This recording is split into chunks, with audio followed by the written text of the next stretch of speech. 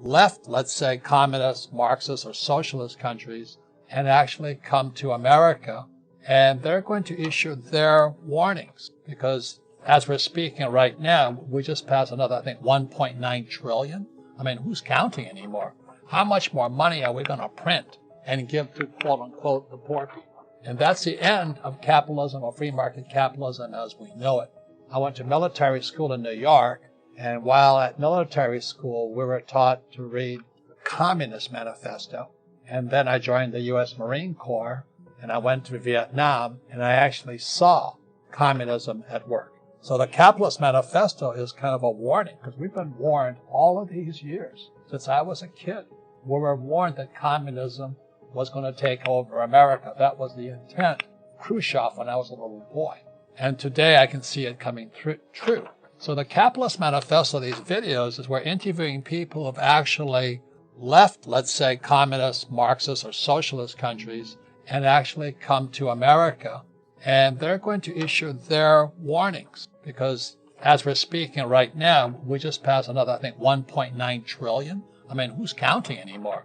How much more money are we going to print and give to, quote unquote, the poor people? And that's the end of capitalism or free market capitalism as we know it. So yes, this is very troubling, and I think it's even worse than that. It's the fact that we can't do it in a free country that bothers me even more than cheating itself. So let's have a question. Do you have any message to Americans and to the free world right now? What warning would you have? Well, the warning really is twofold. It's that you need to make sure that you understand the political party and their platform and what you're voting for. Because I don't blame people that voted for the Biden team if they are socialists and if they truly want to go down that road. But I almost blame those that feel like they don't need to research anything and they believe everything that they read or see on television, because the platform is very clear. They want to pit one group of people against another, and promising free healthcare, promising free college, promising free stuff is a way that they feel like they can make sure that people vote for them so that they can keep those things. And what they don't understand is that money does not grow on trees in either Venezuela or America. And we will run out of money. And once you run out of that money, everyone will be equally miserable.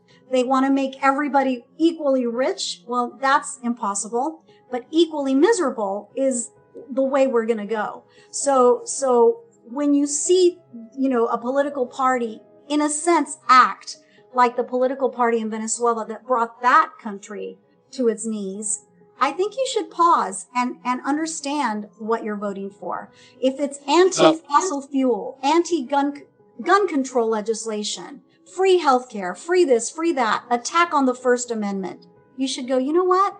That is very similar to the party that destroyed Venezuela.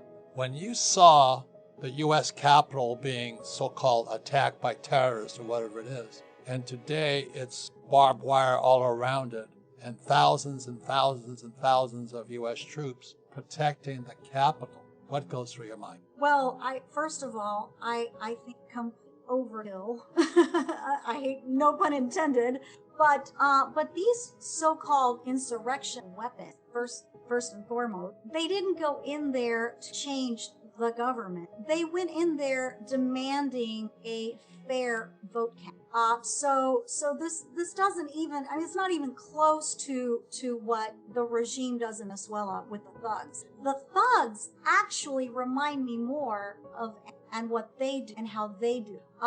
They go after, business. They go after citizens. And so that is more along the lines of what they do. I think that the whole, insurrection, whatever they want to call it, was basically a demand to get listened to, which wasn't happening. Now, granted, I don't think that the way they went about it was the best way, especially because an innocent woman and it wasn't even that she had a weapon. She did not. So that shouldn't have happened. But no, I mean, I don't see those people in any way, shape, or form like the thugs that run. So do you still have family in Venezuela?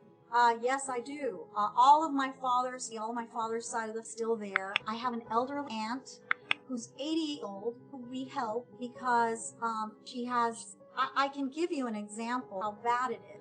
She used to get a pension back a few years ago of about $10,000. It was the equivalent of about $10,000. That same amount, the equivalent of that is now about 25. So a $10,000 severance or pension is now 25. So obviously have family here.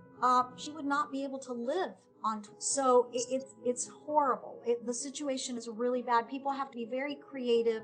I have a very, I should say, I have a cousin who is an engineer by trade. He got his degree in electrical engineering, and he's very crafty. He has built his own generator. He goes off in the mountain and kind of camps out every once in a while when the electricity in Venezuela, because, by the way, the grid system completely destroyed in Venezuela because they too try to go the route of let's do hydro energy instead of using the fossil fuels that we have, and they ruined it because there were terrible droughts in Venezuela. So hydro energy just couldn't cut it, right? So they have rolling blackouts a lot in Venezuela still to this day. So my cousin does all kinds of things. He sells, car parts. He does all kinds of things to survive. When he had been very successful as an electron, but getting a degree in Venezuela back in the 90s, now you're poor. Now you're dependent on generosity to live. Before we continue, help us clicking that YouTube like button and subscribe now to our channel. This shows the algorithm that you valued this information. And it helps us spread that message. Sharing is caring. And now, let's continue.